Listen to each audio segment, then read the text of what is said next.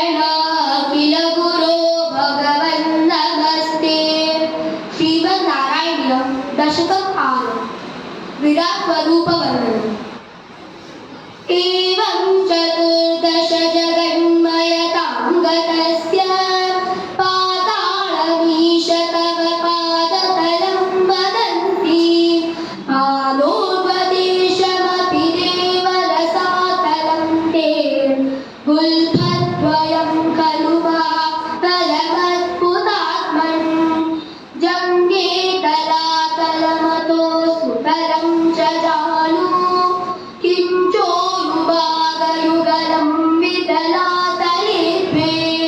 श्रोणीतलं जगदमम्बरमङ्गलावे वक्षश्च चक्रनिलयस्तव चक्रपाणे. ग्रीवाभरस्तव मुखं च जनस्तपस्तु बालं शिरस्तव समस्तभयस्य सत्यम्.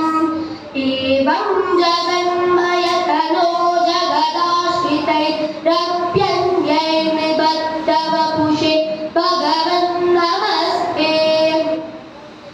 त्वद्ब्रह्मरन्ध्रपदमीश्वर विश्वगन्धा चन्दांसि केशव घनस्तव केशपाशाः. उल्लासि चिल्लियुगलं द्रुगिणस्य गेहम्. पक्ष्माणि रात्रिदिवसौ सविता च नेत्रे. निश्शेष विश्वरचना च कटाक्षमोक्षः. कर्णौ दिशोऽस्मियुगलं तव नासिके द्वे.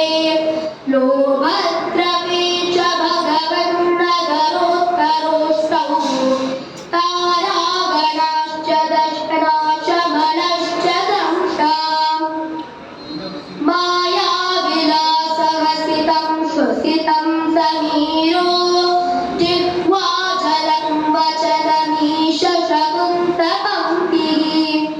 सिद्धादयस्वरगण मुखरन्ध्रमग्निर्देवाभुज स्तनयुगं तव धर्मदेवः. पृष्ठं त्वधर्मविददेव मनस्कुदांशुरव्यक्तमेव हृदयाम्बुजमम्बुजाक्ष. कुक्षिस्तमुद्रनिभववसनं तु सङ्गे. क्षेपप्रजापतिरसौ वृषणौ च मित्रः. श्रोणीतलं मृगगणापदयोर्नखास्ते.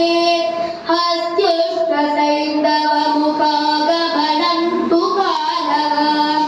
विप्रादिवर्णभवनं वदनाच्च बाहुः. चारूरुयुग्मचरणं करुणाम्बुदेते. संसारचक्रवैचक्रधरक्रियास्ते. वीर्यं महासुरगणोऽस्ति कुलानि शैलाः. नाड्यस्तरित्समुदयस्तरवश्चरोमः. जीयादिदं वपुरनिर्वचनीयमीश. ईदृक् जगन्मयवपुस्तव कर्मभाजा. कर्मावसानसमये स्मरणीयमाहुः. तस्यान्तरा